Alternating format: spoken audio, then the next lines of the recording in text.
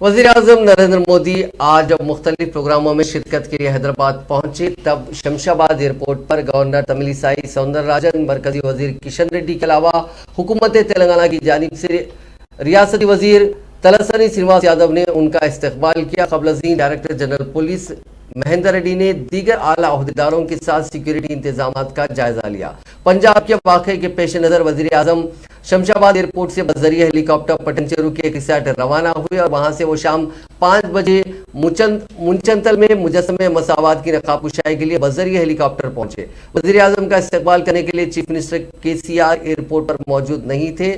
बताया जाता है कि नासाजियत तबीयत की वजह से वो नहीं आ सके। ताहम सियासी हलकों में कहा जा रहा है कि मरकज और रियासत के दरमियान हालिया तनाव की वजह से केसीआर ने खुद को इस दौरे से दूर रखा।